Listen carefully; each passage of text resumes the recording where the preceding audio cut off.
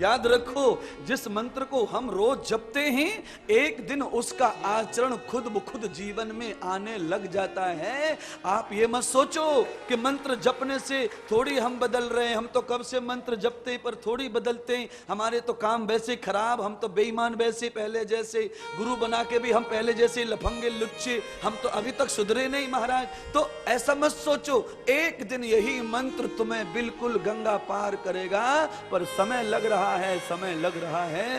धीरे धीरे रे मना, धीरे सब कुछ हो। क्यों? क्या नहीं हो जाएगा? सब कुछ हो जाएगा। है? आप जैसे दौड़ के चले गए और हिमालय की पे चोटी पे चढ़ गए, ऐसा कभी नहीं हो सकता है। हिमालय की चोटी पे चढ़ने के लिए पहले धीरे चलने की आदत बनानी पड़ेगी। जो धीरे चलने की आदत बनाता है वो हिमालय के शिखर पे भी चढ़ जाता है, और जो दौड़ कर चढ़ना चाहता है वो नहीं चढ़ पाएगा। इसीलिए वेद भगवान कहते हैं कि जो करना है थोड़ा सा धीरे धीरे धीरे धीरे अल्प होता जाएगा और पुण्यों का विकास होता चला जाएगा। एक दिन तुम गंगा हो जाओगे, तुम्हें गंगा में गोता लगाने की जरूरत नहीं पड़ेगी, क्योंकि 16 साल की छोरी और 16 साल को छोरा, ये समझ लो बिल्कुल बीच भंवर में लटके हैं। अगर तनक भी ध्यान चूक गया तो ये डूब जाएंगे, और ध्यान थोड़ा ठीक हुआ तो नैया पार लग जाएगी। ये 16वां साल बहुत खराब है। जब ये 16वां साल लगता है तो शरीर में 2-3 कीड़े पैदा हो जाते हैं, वो बहुत कुदकते हैं, और ये कीड़े कुदकने लग गए, उसके साथ तुम भी कुदकने लग गए तो बर्बाद हो जाएंगे, और कीड़ों को कुदक के मार दिया तो तुम आबाद हो जाएंगे। बस इतना सीख लो 16 साल की कथा।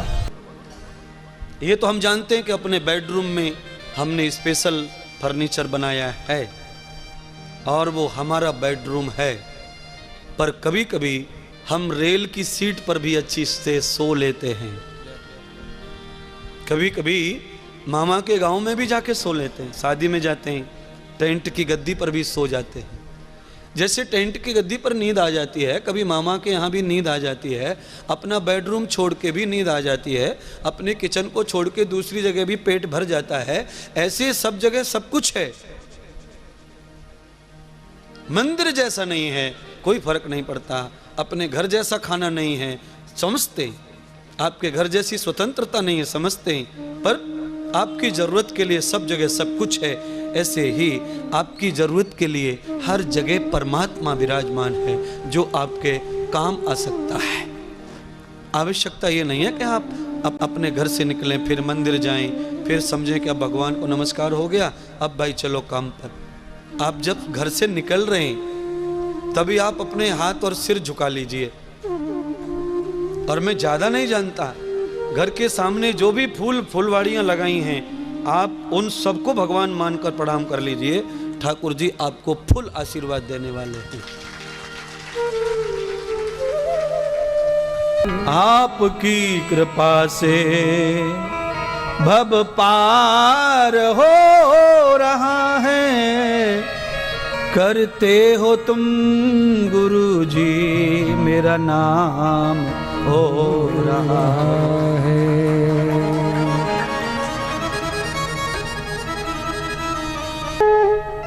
इतनी हत्या करने के बाद भी अपराध नहीं लगा अर्जुन को। क्यों नहीं लगा?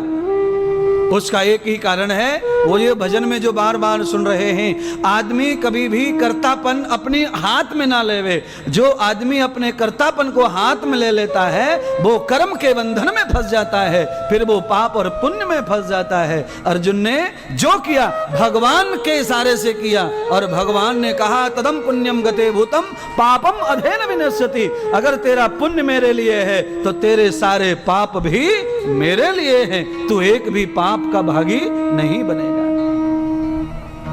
अर्जुन ने जो फायदा उठाया वो फायदा हम भी उठाएं, तुम भी उठाओ। है जी, भगवान जो करे वो सही, ऐसा सोच के कर्म करो, फिर हम नहीं दलदल में फंसेंगे, फिर हम नहीं मोह में फंसेंगे। इसीलिए किसी ने सही लिखा, पोथी पढ़ पढ़ जगमुआ पंडित भयान कोय, और 2.5 अक्षर प्रेम का पढ़े सो पंडित होए।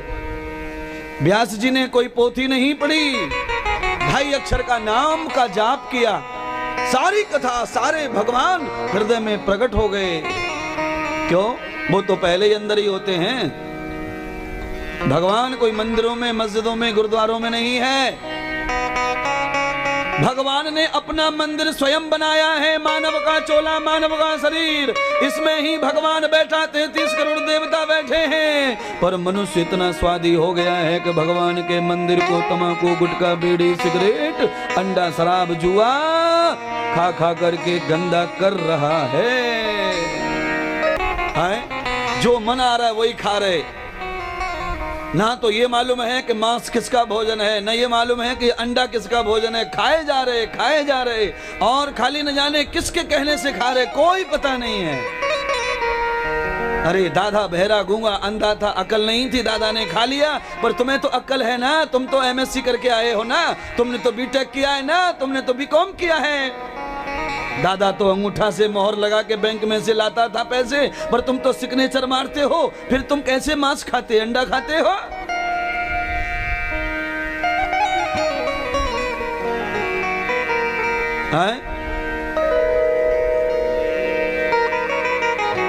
अंडा खाने का काम है सांप का।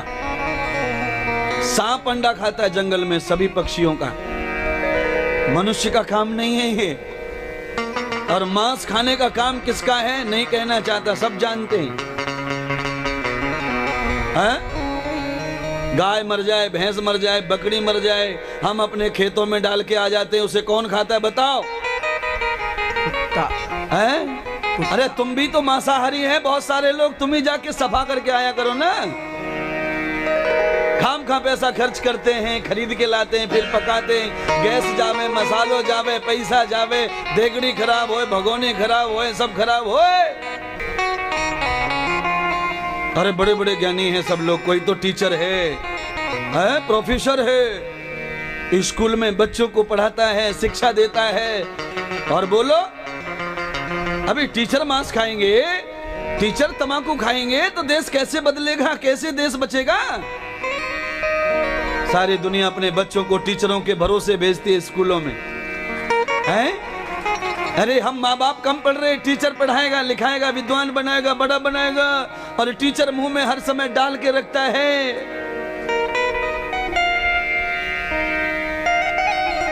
सारा मामला चौपट हो गया हिंदू धर्म का। अरे अर्जुन, तूने जब भीष्म पितामह को जन्म नहीं दिया तो तू मार भी सकता? जन्म जो देता है उसे ही मारने का अधिकार होता है। जन्म देने वाला कोई और है तो उसकी मृत्यु का मालिक भी कोई। तू तो खाम खा कर्म के बंधनों में पड़ रहा है। जब व्यक्ति ऐसा समझता है कि मैंने ये किया, उसी समय वो खूंटे से बंध जाता है। चाहे वो आप कितना भी बड़ा पुण्य करे, कितना भी बड़ा पुण्य कर ले, यज्ञ लुटा ले, करोड़ों अरबों खर्च कर दे, अन्नदान कर दे, पर मैंने किया है ये शब्द आ गया तो वो खूंटे से बंध गया।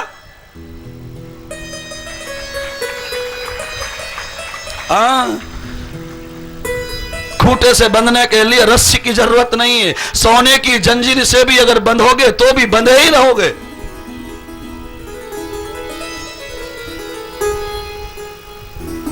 इसीलिए एक व्यक्ति को चाहिए कि बुरे से बुरा कर्म करे तो भगवान को सौंप के करे, अच्छा करे तो भगवान को सौंप के करे, सौंप दे, उसे शामिल कर ले। मैंने कहा योगमय कर्म उससे मिल के करे, उसे साथ में लेके करे। एक बार ईश्वर को साथ लेकर कर्म करोगे, साथ समझ के कर्म करोगे तो भगवान तुम्हारे करा वो साक्षी रहता है, साक्षी वो साक्षी रहता है। पर तुम अज्ञान हो जाते हो, तुम अंधे हो जाते हो, तुम मूर्ख हो जाते हो, तुम कर्मकर्ता बन जाते हो, तुम रावण हो जाते हो। इस पहलू में राम साथ होके भी तुम्हें दिखाई देता नहीं है। मैंने किया है, ये तो मैंने किया है। भैया तुम ही करो, करोगे फंसोगे। हम कठपुतली हैं, हम कठपुतली हैं। कठपुतली अपने आप चलती, कठपुतली का धागा किसी के हाथ में होता है। हमारा भी धागा किसी के हाथ में है, वो हिलाएगा तो हम हिलेंगे, नहीं तो हिलने वाले नहीं है। चाहे हम बैक गियर डाले, चाहे आगे का डाले, पर उसके बिना नहीं चलेगा कुछ भी। अच्छा करो या उसके बगैर नहीं होगा। इसीलिए कुछ भी करिए, जो करना है करो, पर ईश्वर साक्षी में करो, भगवान को शामिल रखो। हम कभी माँ बाप का ऋण चुका सकते नहीं, हम कभी माँ बाप का ऋण चुका सकते नहीं। उनके तो एहसान इतने हम गिना सकते नहीं, उनके तो एहसान इतने हम गिना सकते नहीं, उनके तो एहसान इतने हम गिना सकते नहीं। वो कहाँ भक्ति में शक्ति, वो कहाँ फल जाप का, वो कहाँ भक्ति में शक्ति, वो कहाँ फल जाप का। क्या कहता है शास्त्र, वो सुनिए। भक्ति जाप ताप योग सब तुम्हारे झूठे, भक्ति काम नहीं करेगी, वहां माँ बाप का आशीर्वाद काम करेगा। जहां जब तब काम नहीं करेगा, वहां माँ बाप का आशीर्वाद काम करेगा। वो कहाँ भक्ति में शक्ति, वो कहाँ फल जाप का, वो कहाँ भक्ति में शक्ति, वो कहाँ फल जाप का। वो तो हो इनकी कृपा से खात्मा सब त्रास का, वो तो हो इनकी कृपा से खात्मा सब त्रास का, खात्मा सब त्रास का रे, खात्मा संताप का, खात्मा संताप का रे, खात्मा संताप का। हम कभी माँ बाप का ऋण चुका शास्त्र सुनिए। तेरी इच्छा के बिना, प्रभु की इच्छा के बिना, हे प्रभु मंगल मूल, और पत्ता तक हिलता नहीं, खिले न कोई फूल। अरे राजा जनक कहते हम क्यों रोकें, भगवान की इच्छा से ये है सब, भगवान ने कहा होगा तो ही तो लेने आया है। अरे जिस पर जिसका नाम लिखा है उसे वो मिलने ही वाला है, चाहे वो चोरी करके ले जाए, चाहे वो दान से दे दे, और चाहे वो मांगने से ले ले। भैया गुरुकुल में इतने वाले को पहुंचा दो। अभी ये तो संसार है, मैं किस किस के बारे में ज्यादा खोल के क्या बताऊं। घर में तो सिवाय वासना के कुछ नहीं है, देखने के सब पंडित जी टाइप लगते घरों में, पर वासना में डूबे रहते, और वही वासना का शिकार बच्चे हो जाते हैं, देख देख के बड़े हो जाते हैं, देखते रहते मम्मी पापा को, और उसी दिखावे से बच्चों में वो गुण आता है। मम्मी पापा को लगता कोई नहीं देख रहा, कोई नहीं देख रहा, कोई नहीं देख रहा, कोई नहीं देख रहा। ओ भैया कोई नहीं देख रहा, ये तेरी भूल है, सब देख रहा है, सब देख रहा है। और इसका प्रमाण है मेरे पास में महाभारत की कथा। इसका प्रमाण कहां है? महाभारत की कथा। अर्जुन का बेटा अभिमन्यु सुभद्रा के 6 महीने का पेट में था और चक्रव्यूह का युद्ध करना सीख गया। अर्जुन ने कथा सुनाई सुभद्रा को चक्रव्यूह की, और कथा सुनते सुनते 7 दरवाजे तोड़ दिए अर्जुन ने कथा में, और उतने दरवाजे तोड़ना पेट में सीख गया। 8वें दरवाजे पे मांस हो गई तो बच्चा 8वें दरवाजे पे फंस गया, तोड़ना नहीं आया और मर गया अभिमन्यु 8वें दरवाजे पे। तो भैया 6 महीने का बच्चा पेट में कहानी सुनकर कथा सुनकर अगर कोई वीर बन सकता है, तो भैया 6 महीने का पेट में बच्चा भोगी, लुच्चा, लफंगा, गुंडा भी बन सकता है। इसलिए संभल संभल कर पैर धरो। ये संसार क्या है? संभल संभल कर पैर धरो। ये फूल नहीं अंगार है, ये संसार फूल नहीं है, ये सब फूल समझ के मजे लूट रहे हो तुम। अंगार है, जला देगा।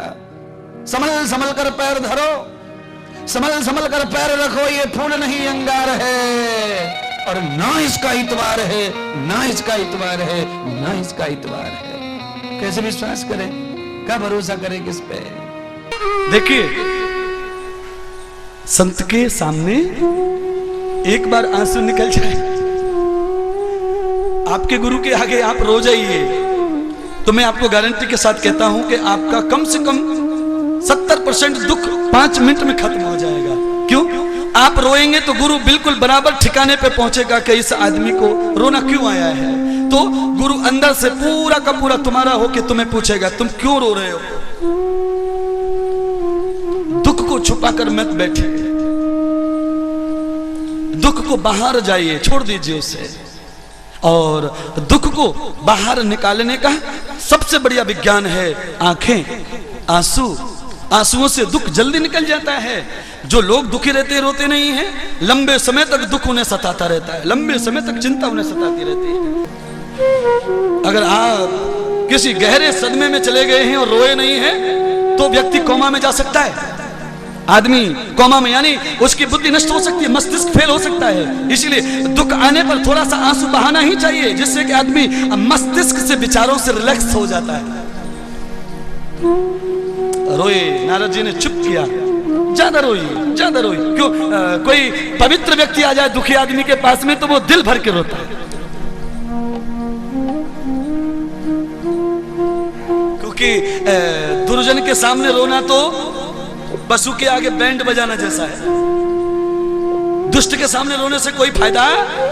अच्छा बताइए, जब हमारे घर में रात में चोर घुसाते डकैती डालने के लिए तो घर वाले रोते कि नहीं रोते?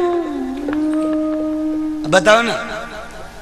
हाँ, अरे भाई आधी रात्रि में जब हमारे दीवार फोड़ के कोई चोर घुसता है तो फिर हम बहुत रोते, पैर पकड़ते, कुछ भी करते, पर वो दुर्जन कुछ भी सुनने को तैयार।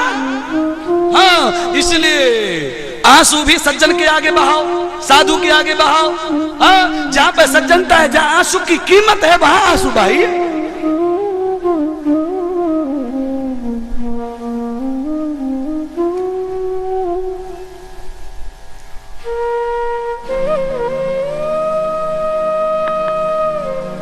रोना तो है उसी का, रोना तो है उसी का, प्रभु के लिए जो रोना।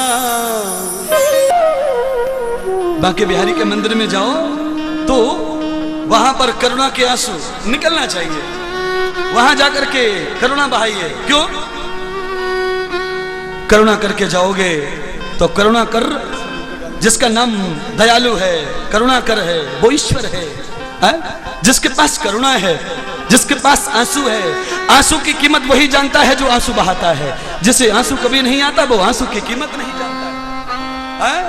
आंसू कौन बहाता है? आंसू उस बांके बिहारी को देखो, सुदामा की आंखों में गरीबी का आंसू देखा तो दोनों आंखों से गंगा बहने लगी है कृष्ण की।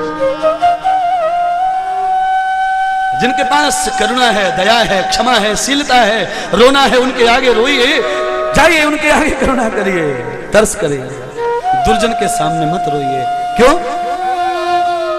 ये संसार तो दुर्जनता से भरा हुआ है। जीजा, मामा, काका, फूफा, चाचा के सामने कितना भी रो लो, पर वो तुम्हारी कोई सुन के लेने वाला नहीं है।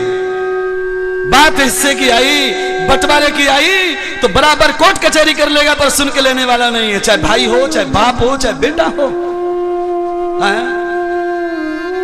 जब से ये सन्यास जीवन आया है ना, तब से दुनिया भर के बाप बेटों को मैंने देख लिया, कोर्ट कचहरी में दोनों जाते साथ में, बाप भी जा रहा है, बेटा भी। कोर्ट कचहरी पड़ोसी का नहीं, बाप और बेटे का ही कोर्ट कचहरी है। लाखों भाइयों को देख लिया मैंने अपने इस जीवन में, लाखों भाइयों को। क्यों? अभी समाज ने छोटा सा कलेक्टर मुझे भी मान लिया है फैसला करने के लिए। लोग अपने दुख दर्द का फैसला मेरे सामने भी लाते हैं। लाखों लोग गुरु मान बैठे हैं, इसलिए घर के जिम्मेदारियां, फैसले भी मुझे देते रहते हैं। इसीलिए मुझे समझ में आया है, लाखों भाई कोर्ट लड़ रहे, केस लड़ रहे आपस में। धन्य है नारद, अपने पिता की सेवा के लिए नारद ने घर संसार छोड़कर तीर्थ, जंगल जंगल, गली गली, वृंदावन आकर आज अनृतम सेवा में है। जिसने दूसरों की सेवा करने का नियम लिया है वो घर में भी सेवा करेगा और बाहर भी सेवा करेगा। आज नारद परमार्थ में लग गए। और धर्म क्या कहता है? धर्म ये कहता है कि सबसे पहले जो तुम्हारा संबंधी नहीं है उसकी सेवा के लिए 24 घंटे खड़े रहो, वह परमार्थ कहलाता है। जिसके साथ तुम्हारा कोई संबंध नहीं है, अगर तुम उसकी सेवा करोगे तो वो परमार्थ कहलाएगा, वो परमार्थ है। और वह तुम्हारे जीवन का एक्स्ट्रा कर्म है। एक्स्ट्रा बैलेंस कर्म है, विशेष कर्म है। और अपने संबंधियों का तुम सेवा करते हो, वो एक्स्ट्रा कर्म नहीं, वो परमार्थ नहीं, वो तो तुम्हारा निजी धर्म है, वो तो तुम्हें चुकाना ही पड़ेगा।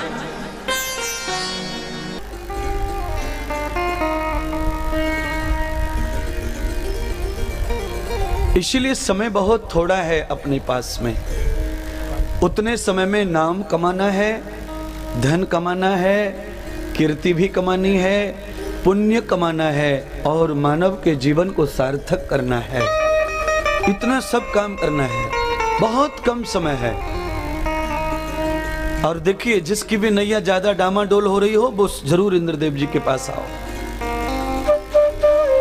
यहाँ बढ़िया नाव चलाना आता है, किनारे तक ले जाने का काम हम करेंगे। खाली आप आइए, स्वीकार कीजिए। क्यों? हमारे पास में भागवत है, हमारे पास में भगवत कृपा है, हमारे पास भक्ति है, ज्ञान भी है, वैराग्य भी है, विवेक भी है, साधना है, साध्यता है, संयम है और इतनी सारी चीजें जिसके पास उपलब्ध है, वो जिसकी पीठ पे 2 बार थप थप हाथ कर देगा, फिर उसे जगत में कहीं कोई रोकने वाला नहीं है। वो खोटा होगा तो भी दुकान पर भाग के चलेगा।